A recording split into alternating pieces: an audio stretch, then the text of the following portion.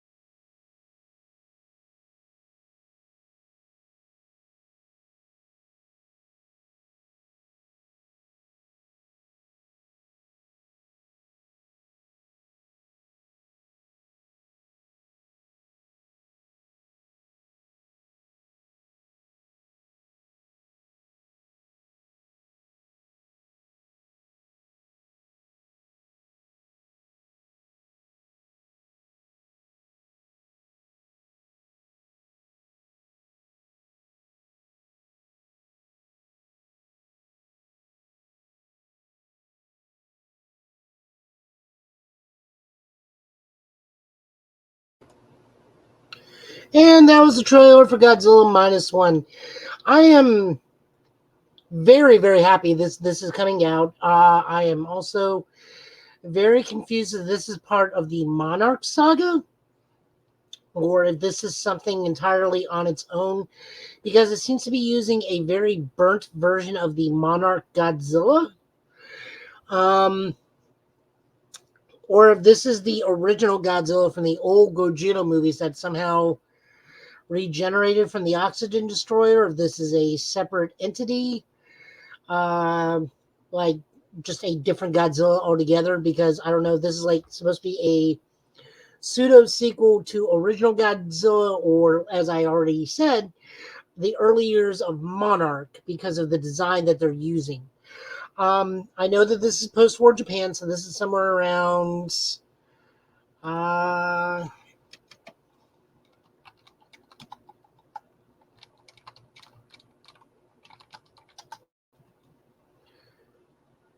so that would be around 1945, 1946 is when this should be happening, because this is post-war Japan, so we'd already dropped the 2 nuclear bombs on Kagoshima and Hiroshima.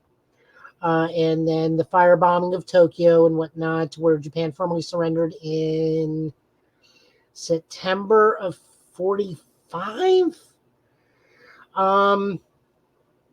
Yeah. So I don't know where this fits in thing. I mean, I'm gonna go see it regardless of how it fits in, because it's a Godzilla movie. We're stomping across Japan. Um, we're not going to see a lot of skyscraper damage because this is 1945, 1946. So lots of small level destruction. I think the other thing that caught my eye is that the effects, uh, the effects, the directing and the writer are all the same person. That really like makes me think this is going to be a very special Godzilla movie, because the man wrote it, he directed it, and he did the CGI. So he knows what he wanted. He had a vision, and he gets to execute that vision. So there's that. Um, Moving on over. Now we're just gonna be looking at news. We don't have a whole lot of trailers. Trailer again. Finally petered out. Thank God. Moving on into our next thing, we will be looking at comic book news. The big news is Spider-Man. No, we are not reading it. Still, I'll look at it every so often. Um, Issue 33 starts a new arc. The Evil Spider-Man arc, or Spider-Man Hunt. Now, this is being written still by Zeb Wells with art by Patrick Gleason. Patrick Gleason is filling in for John Romita Jr. He will be out for a while because his father, John Romita Sr., passed away earlier last month. Our condolences to the Romita family. Patrick Gleason, fantastic artist. I cannot wait to at least look at it, but I am still not subscribed to this. I still have zero interest in a Zeb Wells Spider-Man. The whole reason we are getting back into the black suit is Spider-Man was stabbed with a spear that had the sins of Norman Osborn, so now he is slowly devolving into a spider goblin in terms of both physicality and mentality. This was perpetrated by Ashley Kafka, the Queen Goblin, and the Craven clone, who may or may not be retconned to be Craven again. I don't know. I don't care. This is just big news because we haven't seen Spider-Man back in the black suit for a long time. The other reason why we are doing this and why he'll be returning to the black suit is cross-promotion with the upcoming Spider-Man video game, as that does now officially release within 1 month of this recording. So next month we'll be playing Black Suit Spider-Man. Uh Guys, I gotta be honest with you. Like, the Zeb Wells Spider-Man was like tolerable. I at least got a Ben Reilly story out of it. That's all I really wanted. But after that, after Dark Web checked out, and I'm thinking they're going to start using Ben in Dark X-Men, because we've already seen him pop up in the book twice. And Madeline has been trying to talk some sense into him, so more than likely someone else is going to handle Ben's story. It's just, I'm so tired of the Spider-Man team. The only shining bright light in this entire scenario is that Patrick Gleason will be doing art, so at least the book will look pretty for the time being until John Romita Jr. comes back. If you're reading it, more power to you. Your opinion's your own, my opinion's my own. Everybody has their favorite writers, everybody has their favorite artists. I just can't support the Spider-Man book anymore. At this point, I'm literally peeking in every 5 issues to see if anything's changed or if anything significant has happened that I need to be aware of in other books, because Fall of X is happening right now, and that's impacting some other books. So I'm trying to just peek in to see is Fall of X doing anything to Spider-Man? No? Okay, I'll try again in 5 issues. That's pretty much it for Spider-Man news. Moving on over, we have Marvel Entertainment has a nice little interview with Iman Vellani, our live action Miss Marvel, who is now an official writer at Marvel, teaming with Sabir Perzada, and we will be talking about Miss Vellani's actual first comic book writing assignment. No surprise, it's also Miss Marvel later on this episode, but here is what she had to say.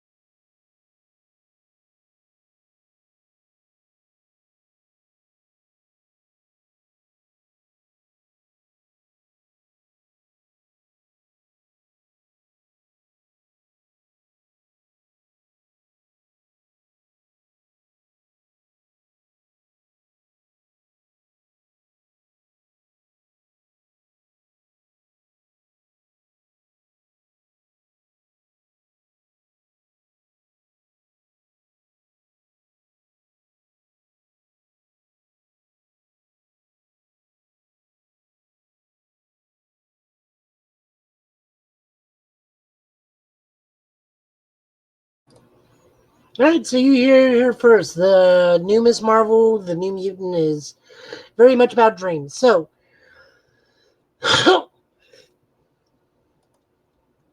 so we are dealing with a lot of things with Miss Marvel right now. She's back. She's a mutant. She's an X-Man. She is a college student, which we will be going more in depth over into the book for. The big thing to note here is that now she's a mutant. This was probably brought around by the ending of the Miss Marvel series, where we found out that she may be one of the first mutants in the MCU. Um, being a mutant, just add a list, a label. I mean, she also says Miss Vellani also added other things. She thinking that being a mutant is another label to add the list. Doesn't change anything.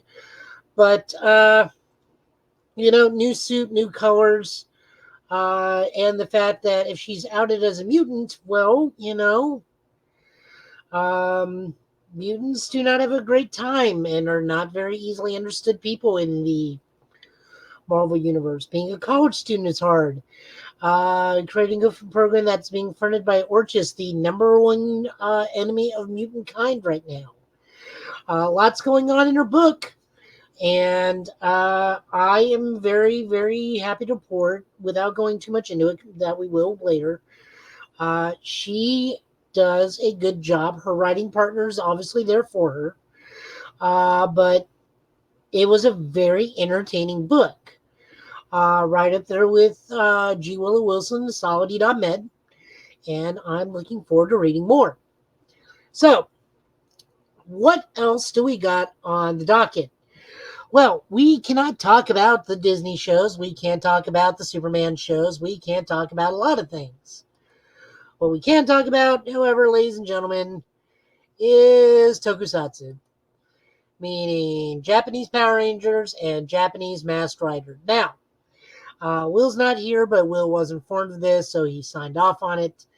Um, we are going to indulge myself just a little bit, and I thank you for allowing me to indulge. So we're looking at it is basically new season for Japanese Power Rangers, Tokusatsu, Osama Sentai King Goger, or Royal Task Force King Goger. They are doing something that is very unheard of in Super Sentai history. Is they are essentially doing a 2-year time skip, basically initiating a season 2 for Super Sentai, kind of a refresh. And from my understanding, it's kind of neat because toy sales are not as where they should be for this Super Sentai. So what they're trying to do is refresh the series, establish new viewers, keep the viewers they already have while finding new viewers. We also have some fun things in there. The core team this season, we find out that all 6 have had significant events change in their life. Jeremy, the White Ranger, is now the king of the former enemies, so the former enemies are now good guys. The Red Ranger is now fully king of his nation, taken from his brother, who was the evil Silver Ranger. And the Black, Purple, Yellow, and Blue Ranger are all mysteriously gone in the first episode, having been jailed for various crimes. Now, I do have the list of those crimes. The Blue Ranger was guilty of monopolizing global power output to develop his ultra computer, known only as Throughout Heaven and Earth, this alone is the honored rig.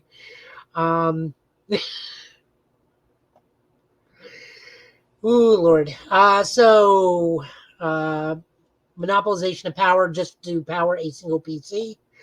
The Yellow Ranger, Ron Himino, was guilty of causing massive fires in neighboring countries after launching a 1,000 megaton firework. Dabowski Kaguragi, the Black Ranger, was arrested after his subterranean tiller system, known as the Anteater, proved to be weaponized. So with him, that's a little weird because the Black Ranger in this series is all about subterfuge and not spying mostly, but like doing what he needs to protect his land, but also an active amount of subterfuge and playing the long game as much as possible. So in the previous season, the bad guys were all bug related, the Bugnarok. So my guess is his tiller system was a anti-Bugnarok device that was kind of a deterrent to keep them out of his land. And he was found guilty of that. Rita Kanisaka, Rita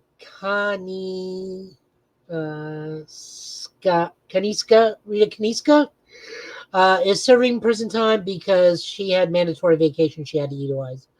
Like, Rita's done nothing wrong. She's just there because she had to take mandatory vacation. So we get a new threat in terms of intergalactic. We have the intergalactic Bug Kings have taken a liking to this universe because the whole thing was a long game from them by sending the Bugnarok against the people of Terra.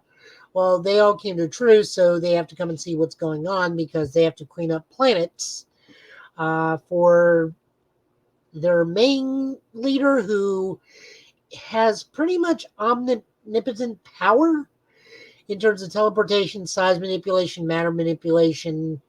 You name it, this dude's got it, but he has a very childlike aspect, so not quite Zeno from Dragon Ball Super, but kind of there.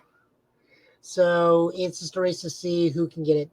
Honestly, I'm looking forward to this. We have rumors that a Red Ranger from a previous Sentai series will be coming in because this this Power Ranger team currently has no Red Ranger. We have a blue, a yellow, a gold, a white, a purple, and a black.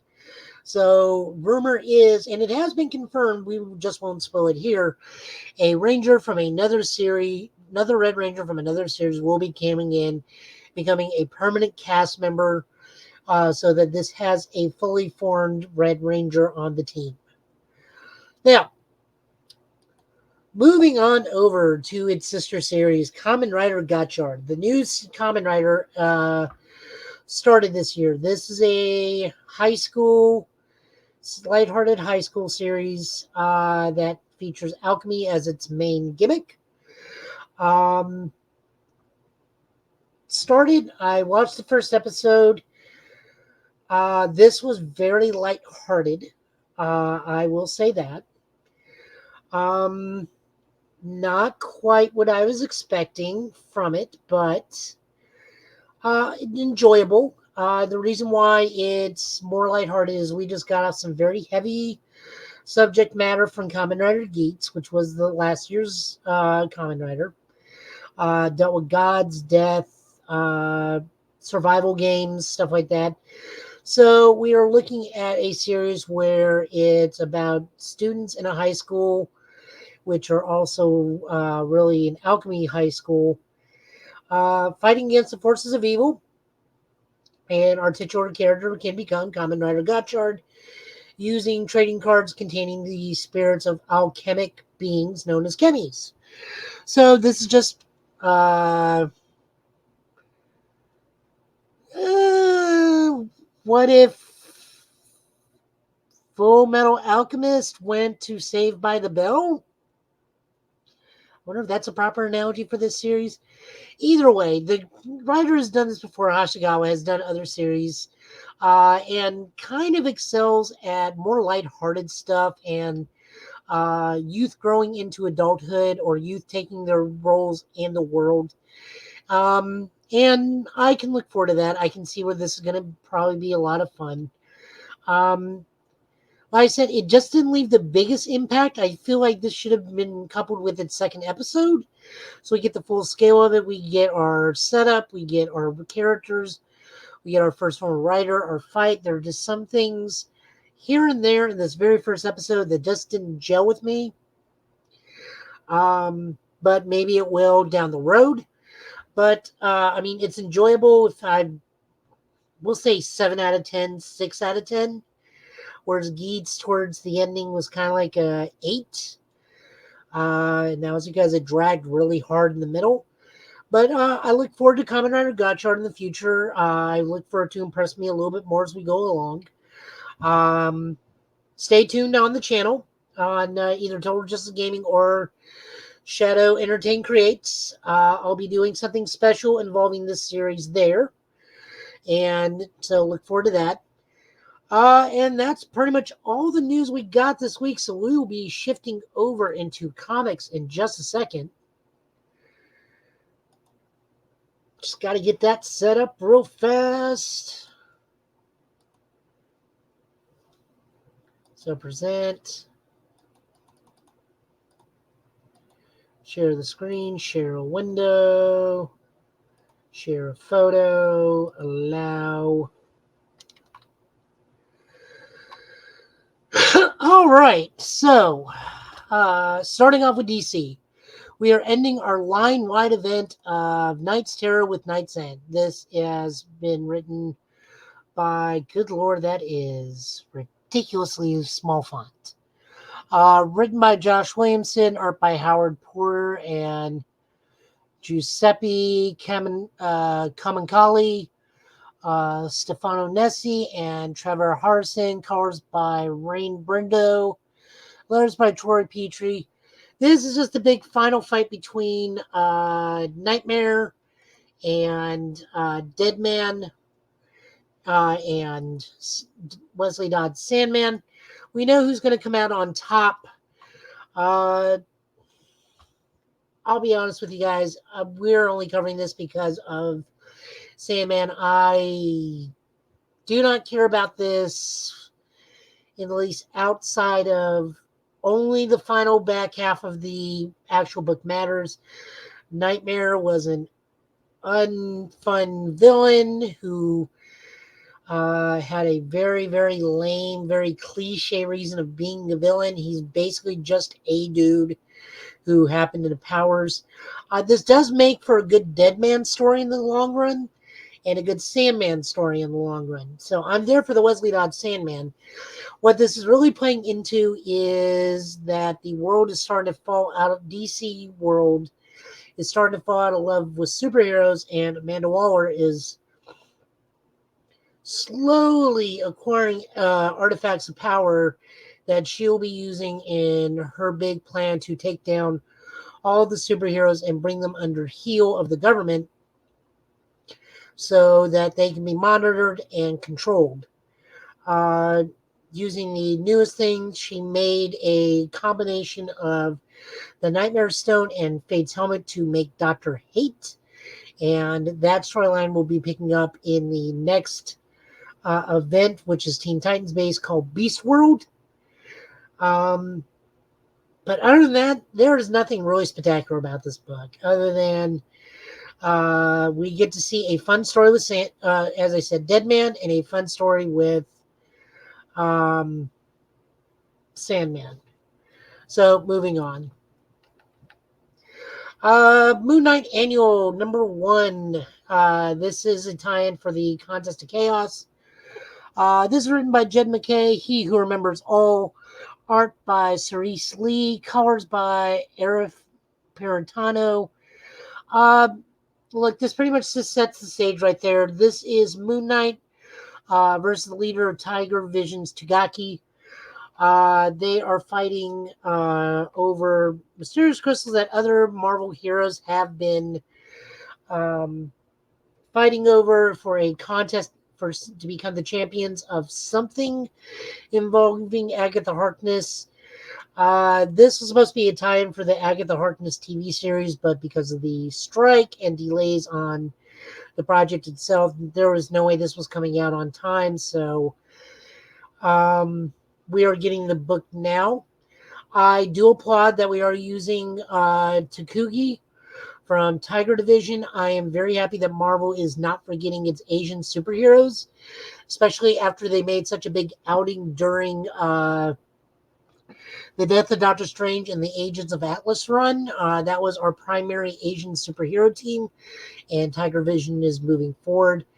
Tagagi is basically Psychic Superman, but for South Korea. So he is fighting Moon Knight. A lot of form changing happens and shenanigans. And then finally, Mark just like flat out lets Takugi win because Mark's tasted real power, alluding to the time he went nuts and took all the Avengers' powers for the bidding of Khonshu and New Khonshu Order. I think it's like the only Jason Aaron Avengers book I own because I did not like that run. But this is still fun. It's interesting to see Mark get all these weird forms of the true god of the moon, a mummy, um, classic Moon Knight, like old school classic Moon Knight, and then just immediately give her because, like, nah, I've had all the powers. You have fun, kid. Uh, I dug it. I don't care about the Contest of Chaos, but I dig this annual. Moving on over, we get Hulk #3. This is written by Philip Kennedy Johnson, art by Nick Klein, and colors by Matthew Wilson. This is continuing from the first arc where Hulk is in a small town somewhere in rural America where he is being attacked by zombies and monsters, serving a subterranean deity known as Brother Deep, along with a little girl who tries to befriend the Hulk. Hulk is like, nah, kid, you're bothering me. You're friends with Banner. To where the kid's like, screw Banner, I want to be with you. So Hulk takes a liking to her. They smash the bad guy and continue on their journey. I really dig this. I like the fact that we're going back to horror-themed Hulk. That worked so well in Immortal Hulk. And had Donny Cates been able to continue with what he was doing with Smastronaut, I'm sure we would have been fine, but unforeseen circumstances took Donny Cates off the book. We are now in the new horror era where Hulk is just going to be fighting monster after monster after monster. I believe his next adventure is going to leading him to encounter Man Thing. This is just a fun book to read. Hulk being a horror monster and dealing with the things of Dracula, Werewolf by Night, Man Thing, just seems to fit him better nowadays because, like, Al Ewing laid the blueprint in Immortal Hulk, and Philip Kennedy Johnson is just picking up and running with the baton for a horror book, and I'm all there for it. So definitely recommend. Fall of X continues. We are now looking at the Realm of X. This is written by Taran Grombick, art by Diogenes Neves, and colors by Rain Barando.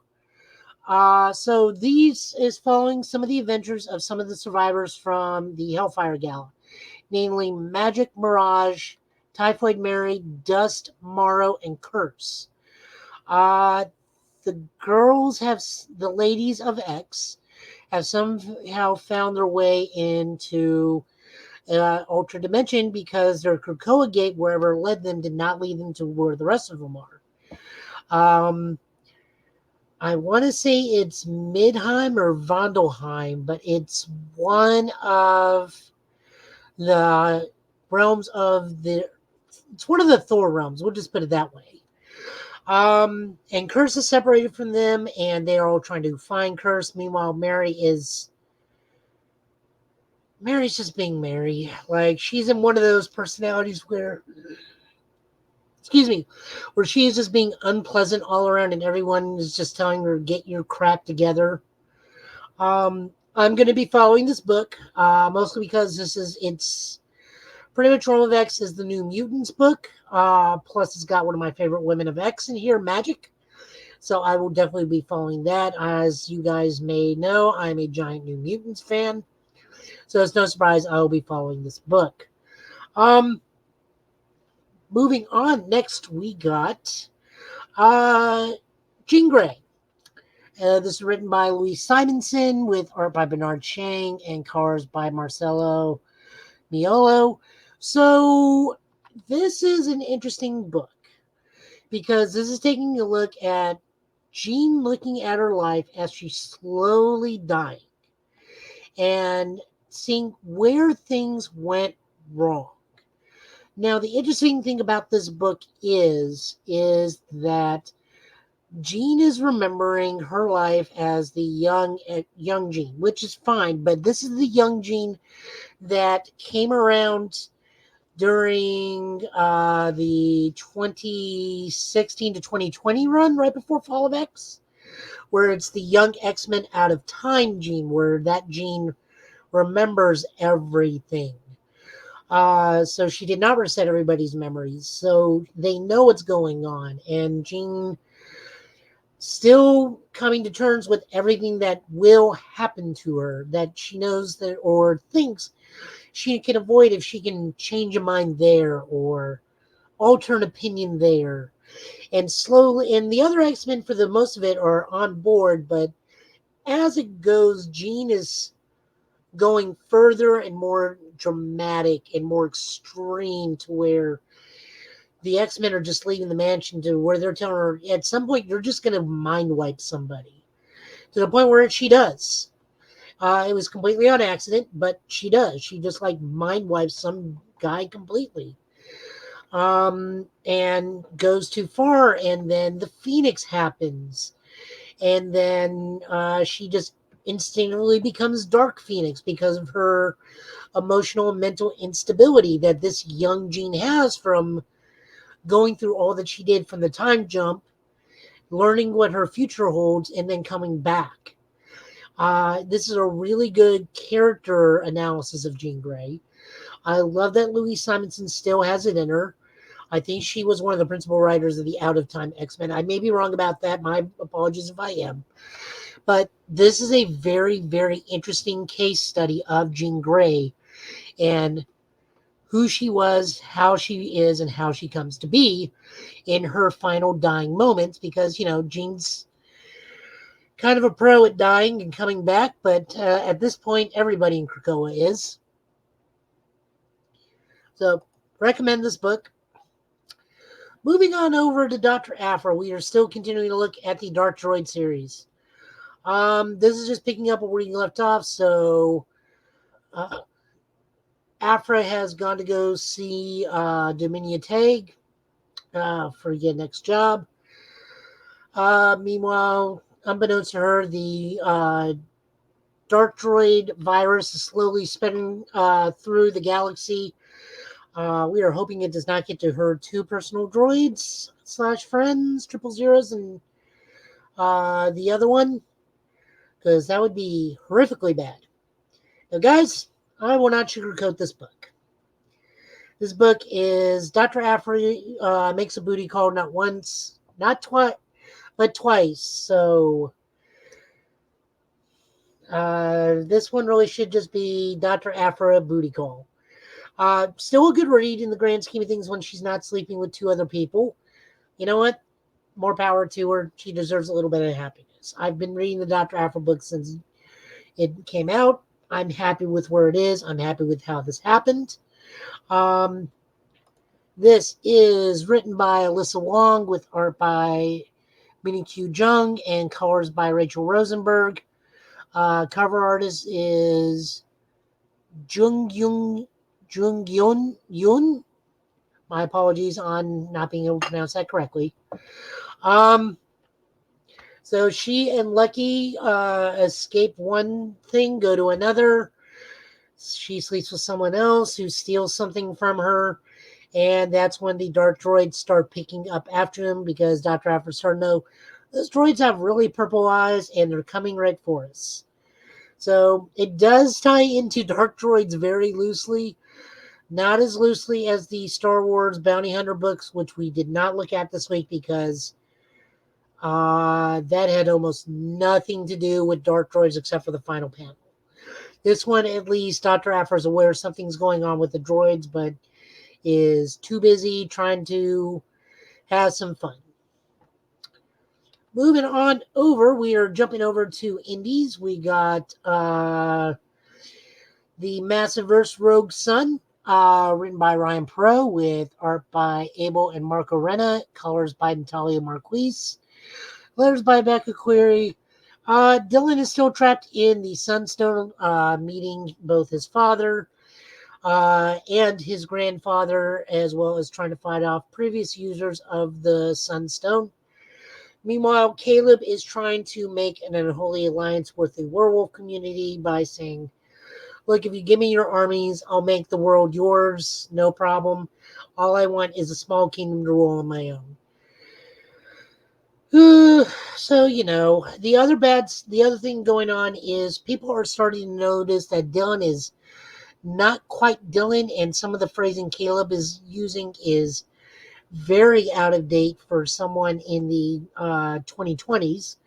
So there's that. And shocking family twist happens in the book between Dylan, his dad, and his grandfather. Not bad. Continues the story pretty well. Kind of wanting this art to wrap up a little bit sooner. Just so we can move on to the next thing. This is kind of overstaying its welcome.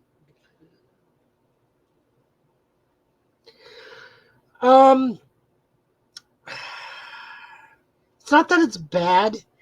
It's just one of those, I feel like this could have resolved in 3 issues as opposed to we're now on issue 6 or 7 for this arc. But, that's just me. Hopefully other people are enjoying it. I am still enjoying it. It's just one of those, okay, let's move it along. Speaking of moving right along, we have The Dead Lucky. This is written by Melissa Flores, art by French Colomagna, colors by Mattia Iacano, and letters by Becky Gary. This is the continuing fight and establishing story for Pyre. So BB is still fighting Pyre, who reveals herself to be one of the dead crew. That is one of BB's electrical ghosts. So that's a little weird. fight continues. We get some more backstory. We get backstory on how Pyro came to be. We now know that BB's counter-terrorism squad, Morrow, is now aware of her being missing and is now going to start looking for her. Just a lot going on. I dig it. Book is slowly starting to pick up speed, and I'm very thankful for it. The first arc was very hit and miss, but when it hit, it really hit. This is starting to pick up steam to where it's getting to be like the rest of the Massiveverse, and I'm really looking forward to it. And then Book of the Night, Ms. Marvel, the New Mutant. This is written by Aman Vellani and Sabir Perzada, with art by Carlos Gomez and Adam Gorma, colors by Eric Arciniga. So we get Miss Marvel, Shadowcat, Rasputin, 4, Talon, and Sync. So the long and short of it, this is the debut of Aman Vellani's writing Ms. Marvel. We spoke to that earlier. This is her getting used to coming back from the dead, being a mutant, being part of the X-Men resistance against Orchis. But more importantly, being part of a college student. Letting Bruno know what happened to her, because Bruno was one of the people that Emma mind-wiped, but Kamala needs Bruno, who is her best friend, possibly love interest, to know, hey, this happened to me, because he is that much important to her life. She also starts to now know the stigma of being a mutant, because everybody in Jersey City was more than okay with Kamala being an Inhuman. Inhumans are fine. If you don't want to be an Inhuman, you don't breathe in Terrigenesis Mist. But a mutant in New York and in the world, that's not a good thing, especially with Orchis right now. We also see her talking to Shadowcat and the rest of the X-Men. Her own personal fan in Rasputin 4, who is just like, those two together are infectiously cute, and it's very interesting because it's Rasputin 4. So, like, imagine a fusion of Colossus magic and magic as one being with her own soul sword, jumping up and down and praising Kamala and being super happy with the Pop-Tart. Meanwhile, Kamala gets into a fight at her college. And because she's one of the X-Men guard, people are starting to figure out, oh, she's a mutant, and then immediately turn on her. And it's something new to Kamala, because Kamala, last couple of times people would turn on Kamala, it was through brainwashing or Hydra. Not just because of who she was or what she is. It's just a really good book, and I was very surprised. I did not think, and this is from me personally, it's just one of those, you just don't see the actor of the character writing a book and knowing her thing, but there are pictures of Aman Vellani revisiting her favorite shop in Ontario where she bought her first Ms. Marvel comic in front of a wall of all the different covers of this book. And that makes me so happy that she succeeded in such a way. Not only the fact that she got to be that character in real life, but now she gets to fulfill another dream of writing. That's just amazing. So, guys, this is just Book of the Week. What can I tell you? And that will close us out tonight. Again, thank you for close that out. Thank you for listening. You can find us on Spotify, Google Podcast. I was going to say Stitcher, but Stitcher died. Somewhere else, just look for the Get Bit podcast in your podcast catcher. Hopefully you'll be able to find us. We're also, please go support your local library. Support your local comic book store. Me and Will personally, we go support Rick's Comic City down in Donaldson, which they also got locations over in Clarksville, Tennessee as well. Guys, don't forget, read banned books. Those are the ones that are important because they're not to be kept from us. Go out and vote. Most definitely, please go out and vote. Voting is very important, especially in this day and age. I can't stress that enough. Either early vote or vote, but go out and make a difference in your community, hopefully for the better. What else do we got? Oh, a little later tonight, probably in about 30 minutes, you can go catch me over at Joe Italian Last Name, or if you're listening to this on a thing, you can go find it on Twitch, Joe Italian Last Name, and watch the log of me playing WrestleQuest. So I'll be doing that in just a bit. Um, and we will see you guys soon. Thank you so much for watching.